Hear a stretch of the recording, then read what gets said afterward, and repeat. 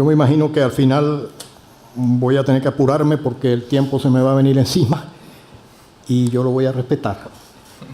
Pero yo no me puedo ir de aquí sin decir dos cosas, aunque sea muy rápida.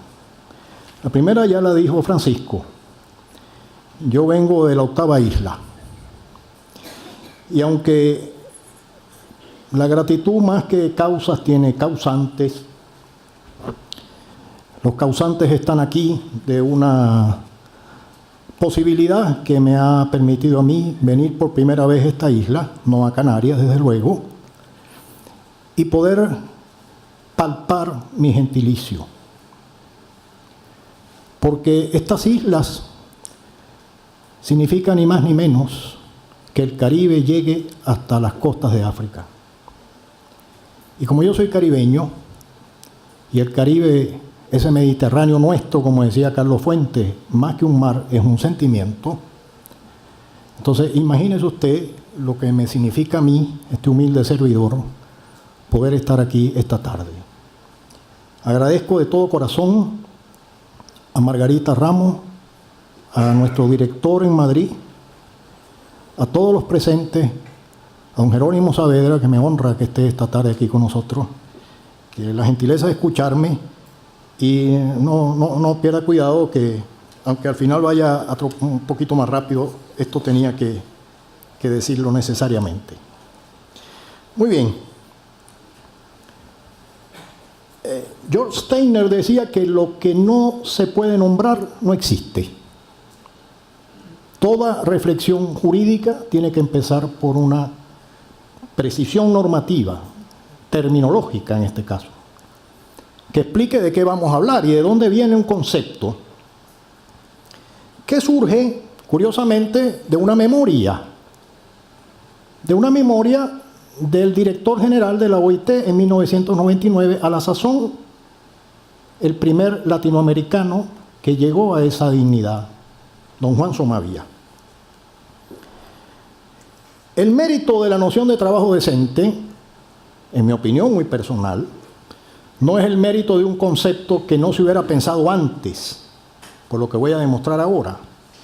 El mérito está en haberlo lanzado y planteado en el momento en que se hizo, haberle dado a la globalización una cara laboral, haber terminado el siglo pasado, dándole a la OIT una hoja de ruta que vino a significar una renovación del mandato que precisamente, como decía el director de la Oficina de Madrid, y coincido con él, es lo que debería ser la declaración del centenario.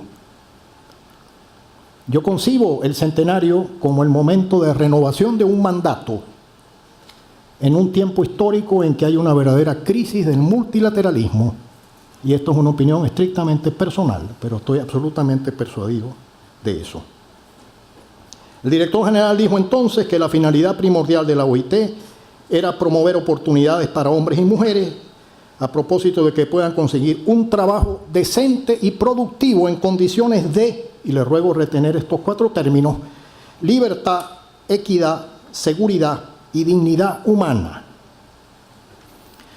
Por lo tanto, a partir de entonces, el hacer de la OIT se orientó en 4 objetivos estratégicos: las oportunidades de empleo, los derechos en el trabajo, la protección social y el diálogo social. Ahora, esa noción del trabajo decente es lo que me interesa puntualizar. Tuvo, obviamente, una naturaleza descriptiva que correspondía a un paradigma cuyos elementos, todos y cada uno, libertad, equidad, seguridad y dignidad humana, tenían y tienen una traducción normativa. Por lo tanto, me interesa el trabajo decente desde la perspectiva en la que yo creo poder aportar algo, porque nadie es perfecto, yo lo que soy es especialista en normas. Me interesa destacarlo como un paradigma normativo, pero además como un objetivo transversal, que en cristiano quiere decir que atraviesa todos los ámbitos y programas en que la OIT se involucre, particularmente, y esto es muy importante, el sistema normativo.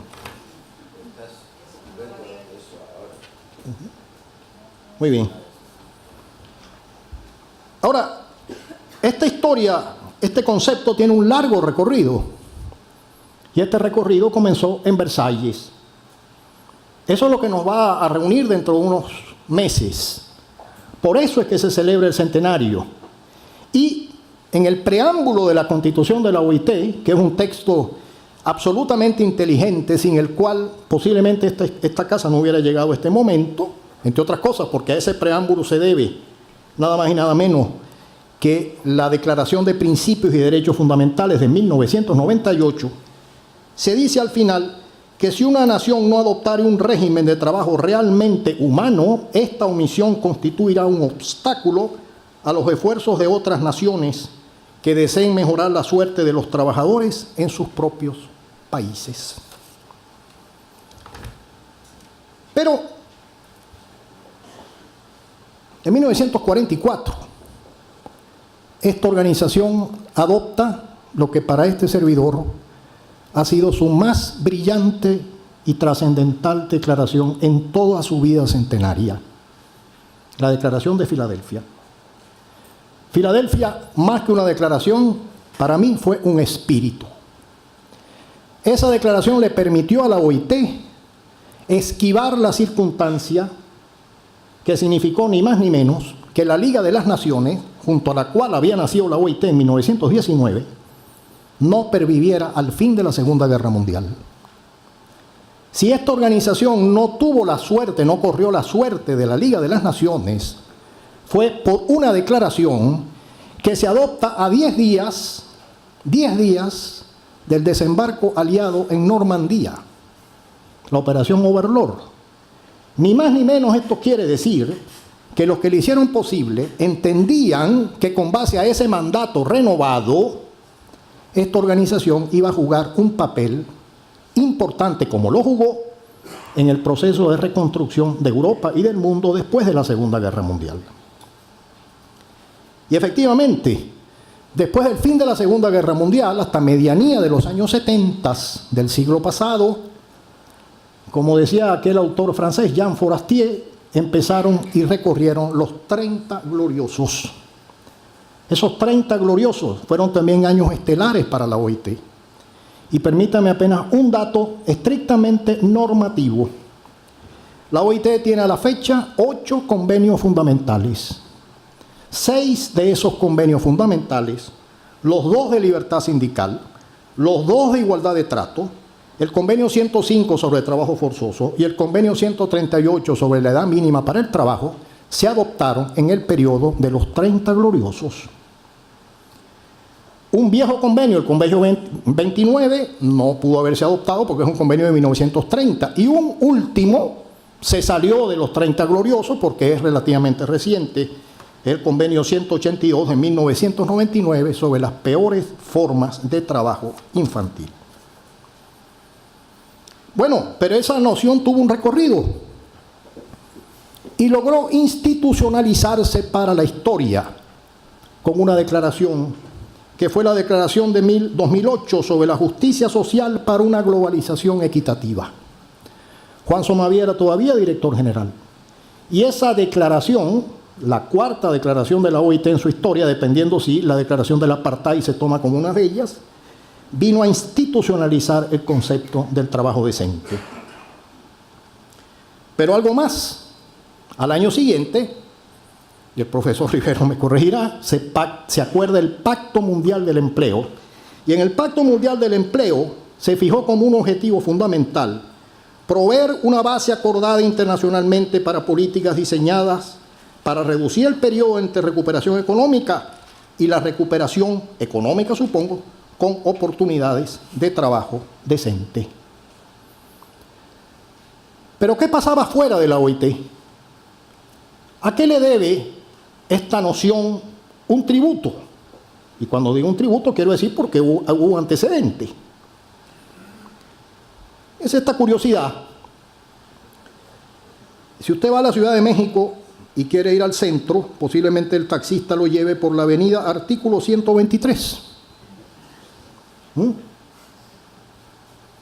Si se quiere comer unos chilaquiles en el Sambor, donde llegaba el general Zapata, lo pueden llevar por la avenida Artículo 123. Ese es el artículo más famoso de la Constitución mexicana de 1917. Ese celebérrimo artículo de la Constitución mexicana del 17, que está cumpliendo 111 años ahora, se modificó en 1978, es decir, bastante tiempo antes de que don Juan Somavía lanzara el tema del trabajo decente. Y se modificó para decir lo siguiente: toda persona tiene derecho al trabajo digno y socialmente útil, etcétera, etcétera, etcétera.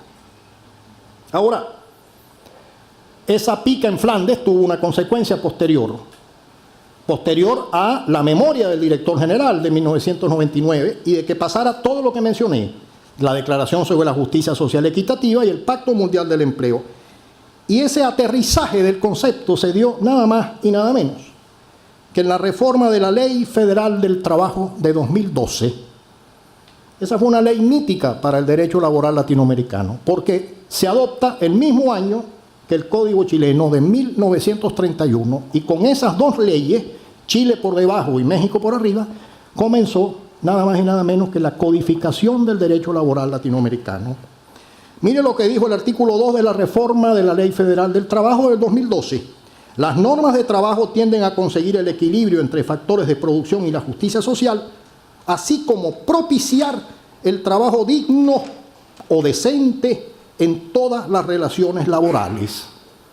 Aquí hay una reivindicación terminológica que no se le puede escapar a nadie, porque cuando se adoptó el término decent work, los hispanohablantes, por obvias razones, reclamaron que porque no se había dicho trabajo digno. Entonces no faltó quien dijera que una vez más la traducción de la lengua inglesa había pesado de una manera determinante.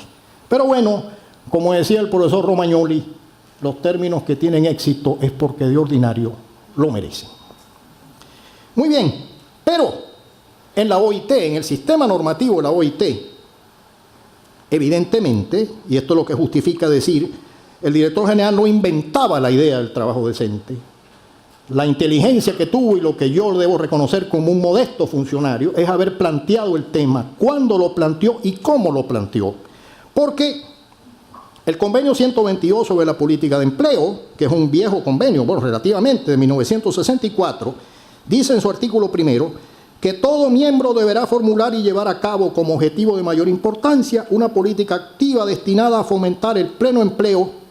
Lo que me interesa es lo que sigue: productivo y libremente elegido. Ahí hay dos elementos del paradigma. Y esto viene del convenio 122, que es un convenio muy anterior al momento de la memoria que acabo de mencionar. Pero el convenio 175, que ahora está de moda en América Latina, porque lo ratificó Guatemala, y ahora hay dos países que han manifestado interés en ratificarlo. Hasta hace un año lo había ratificado solamente Guyana. Ese convenio no se acordaba a nadie. Ahora el convenio ha reflotado, ¿no? Ese convenio 175 dice: deberán adoptarse medidas para facilitar el acceso al trabajo a tiempo parcial, pero trabajo que debe ser productivo y libremente elegido. Es decir, de nuevo el paradigma vuelve a resurgir. Por supuesto, era de esperar, después de la memoria, después de lo que recorrió el concepto trabajo decente, había que esperar lo que ocurrió, que en las normas posteriores a 1999 ya la noción trabajo decente apareciera con derecho propio en las normas internacionales del trabajo que se adoptaron después. Permítame dos ejemplos. El convenio 189 sobre trabajadoras y trabajadores domésticos, que es de 2011, dice que todo miembro deberá adoptar medidas para asegurar que los trabajadores domésticos, como los trabajadores en general, disfruten de condiciones de empleo equitativas y condiciones de trabajo decente. Es decir, aquella mención de una memoria terminó aterrizando en las normas internacionales del trabajo. Y en la recomendación 204 sobre la transición de la economía informal del 2015, una norma de una enorme importancia, porque fue la primera norma internacional que colocaba en un instrumento de este tipo el concepto de la economía informal, y algo mucho más importante, la política de transición de la economía informal a la economía informal, reconoce en su párrafo 16 de manera expresa la necesidad de hacer del empleo docente, productivo y libremente elegido una meta central de su estrategia o plan nacional de desarrollo y crecimiento. Por último, aquel viaje terminó en un aeropuerto estelar, como dijo nuestro director de Madrid esta mañana. Terminó en la Agenda 2030 para el Desarrollo Sostenible. Trascendió las paredes de la Organización Internacional del Trabajo. Obviamente, había abrevado de una legitimidad única de esta organización, que puede tener muchos defectos, alguna virtud, pero tiene una ventaja comparativa. Es la única agencia tripartita del sistema de las Naciones Unidas. El objetivo 8 de la Agenda 2030 para el Desarrollo Sostenible se llama Trabajo Decente y Crecimiento Económico. Destaca entre sus metas al 2030 lograr el empleo pleno y productivo y el trabajo decente para todas las mujeres y los hombres. Como ustedes ven, Hugo, no sé, dime cuántos minutos. Muy bien, vamos muy bien. Vamos muy bien. Ese es el recorrido de un concepto, de una noción, que presentada en una memoria, viajó por una declaración, terminó en el Pacto del Empleo de 2009, para culminar una brillante curva elíptica, dirían los que saben de esto, en los objetivos del desarrollo sostenible. Esa es la virtud y eso es lo que yo como funcionario reivindico de ese concepto y de esa noción de haber colocado con esta operación, que indudablemente yo debo reconocer, una operación brillante, que no solamente el director general, sino de los mandantes de lo que lo hicieron posible, que hubiese terminado en los objetivos 2030 del desarrollo sostenible. Muy bien, pero en los minutos que me quedan, me interesa entonces detenerme en otro concepto, otro término, otra terminología que cabe rescatar. Posiblemente nunca se fue. Y la prueba es, lo voy a decir si me da tiempo, que en lo que ya va saliendo de la Comisión del Futuro del Trabajo, donde por cierto se sienta nada más y nada menos que un brillante jurista francés que se llama Alain Supiot, lo que ya va saliendo, si algo reivindica, es precisamente el tema de la atipicidad laboral. Y aquí, perdóneme, como diría el castizo, barrer para adentro. Esto tiene una historia muy latinoamericana. ¿Por qué? Porque el concepto de la tipicidad laboral lo presenta en el Congreso Mundial de Derecho Laboral en Caracas en 1985, uno de los más grandes juristas cubanos de la historia, que fue don Efrén Córdoba Cordobés. Su relatoría se llamó Nuevas formas y aspectos de las relaciones de trabajo atípicas. El profesor Córdoba propuso una tipología del contrato típico y reflexionó en contraste lo que sería la relación atípica. El contrato típico, estamos en la medianía de los años 80, entiéndase bien, era el empleo a tiempo completo, vínculo contractual indefinido, para un solo empleador y en un centro de trabajo. Pero aquella reflexión de aquella relatoría del Congreso que se celebró en Caracas, imagínense, en 1985, lo que empezaba a dejar claro era que el contrato individual de trabajo no estaba siendo capaz de atraerse, aquella vis atractiva que fue históricamente verificable hasta un determinado momento, todas las formas de trabajo por cuenta ajena, y de otra parte, que un segmento cada vez mayor del trabajo regulado por la legislación laboral se estaba dando fuera de su ámbito de protección. Yo lamento que no esté aquí, pero me gustaría haberle dicho al profesor Palomeque que precisamente por eso, esta es la lectura que yo hice al escucharle, claro que el problema del desafío más grande es el problema del ámbito de aplicación. Allí se está jugando la suerte del derecho del trabajo. Se observaba igualmente un solapamiento del trabajo atípico con el trabajo precario y comenzaba a hablarse en aquel momento del sector informal urbano, terminología que la OIT abandonó finalmente. Si ustedes ven la recomendación 204, ya no se habla de sector informal urbano, se habla de economía informal. Y no tengan ninguna duda, y un gran economista podrá verlo mejor que yo y explicarlo mejor, ese cambio terminológico tiene detrás mucha reflexión y muchos años de debate. Desde entonces se estaba expresando la aprehensión, gracias, de que estas nuevas modalidades, trabajo a tiempo parcial, plazo fijo, préstamos de trabajadores, las relaciones triangulares, el trabajo a domicilio, pudiesen llegar a generar un ordenamiento distinto al laboral. Es decir, que se regulara en normativas o regímenes no laborales, que carecieran de las protecciones estándares, se dice ahora, de este último y que por lo tanto debilitara el mismo sistema normativo de la OIT. Se manifestaba ya un fenómeno que hasta los que no somos economistas vemos claramente. Hay una dualización a veces agresiva del mercado de trabajo. Y esa dualización del mercado de trabajo que divide al trabajo protegido y al que no es protegido, evidentemente ha encontrado descolocado a un derecho como el derecho del trabajo, que nació reconociéndose como un derecho expansivo. Ese es, a mi entender, el dilema que tenemos por delante. Pero esto no pasa de ser una reflexión personal. Pongamos a hablar a la comisión que discute precisamente el futuro del trabajo, que fue el llamamiento que nuestro director general le hizo al mundo y que concluirá, como ha dicho Joaquín Nieto, el año que viene, dentro de pocos meses, con el informe y con lo que yo espero sea la declaración del centenario. Declaración del centenario que igualmente concibo como la única cosa que cabe esperar en este momento de gran crisis del multilateralismo, una declaración que renueve el mandato de la OIT, que retome el espíritu de Filadelfia, que yo creo precisamente que es lo que está en riesgo. Termino diciendo, ese informe inicial para la Comisión Mundial sobre el Futuro del Trabajo está concluyendo, estos son citas muy parciales, lo siguiente: la relación de trabajo típica ha perdido terreno frente a la relación de trabajo atípica. Reivindico lo siguiente: las categorías que utilizó don Efrén Córdoba Cordobés no solamente siguen vivas, sino que gozan de muy buena salud casi 40 años después. Se observan modalidades de trabajo atípico que siguen generando las mismas interrogantes que se detectaron en 1985. Lo que pasa es que ahora hay nuevas modalidades de trabajo. Ha pedido 0 horas, trabajo de aplicaciones, gig economy, etc.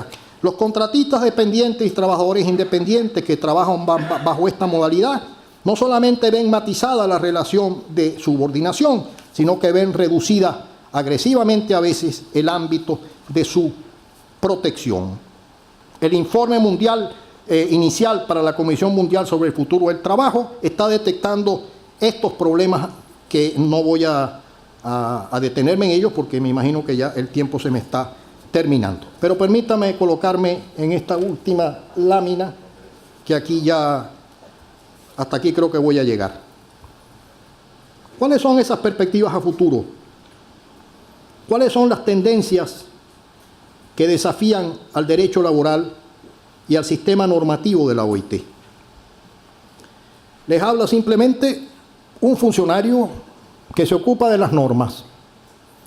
No soy director y, como decía el director de Madrid, obviamente la legitimidad más importante de todo esto no es lo que diga un funcionario, sino lo que diga el consenso tripartito. Pero de todo lo que tenemos enfrente, permítame concluir con 4 cosas, 4 conceptos que me parece a mí modelan las coordenadas de un desafío. El desafío de la OIT cara al centenario, el desafío que el derecho laboral tiene, quizás en un reprise de lo que hemos tenido. Lo primero, la regulación de modalidades de trabajo atípicas en una suerte de derecho laboral que comienza a ser un derecho laboral modular. Esto es una tendencia que comienza a aparecer. Ya no son reformas generales de los códigos, sino regulaciones laborales estatutarias o modulares.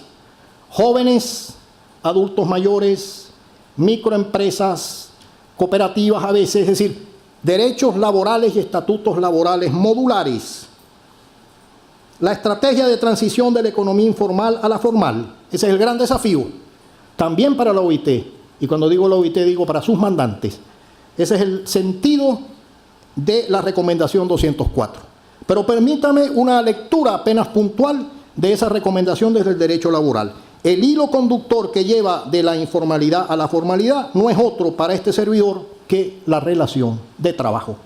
Ese es el gran problema, replantearse la relación de trabajo. ¿Por qué? Tercero, hay un claro desdibujamiento de la relación de trabajo. La relevancia de la recomendación 198 sobre la relación de trabajo del 2006, 12 años después de su adopción, a mí me parece que no ha sido suficiente. De ese instrumento cabría haber hablado mucho más en estos 12 años. Y finalmente, cabía haber hablado mucho más, porque si me apuran mucho y me piden apenas una asignatura, diría esta última: es necesario reevaluar los indicios de la laboralidad. Y ese fue el gran aporte de esa recomendación. Esa recomendación fue la primera norma internacional que sistematizó de una manera ordenada los indicios de la laboralidad. La recomendación 198 no inventó los indicios de laboralidad, lo que se hizo fue sistematizarlo y ponerlo en una norma internacional que permitiera que el control de aplicación de las normas se verificara en relación a ese instrumento tiempos después. Y esa recomendación me permite, lo sostengo, diferenciar entre los indicios cerrados y los indicios abiertos, es decir, los indicios más expansivos. Te ruego, Francisco, que me disculpe porque según esto me pasé como 2 minutos, pero perfecto. Muchas gracias y perdonen el atropello, pero no podía decirlo al principio.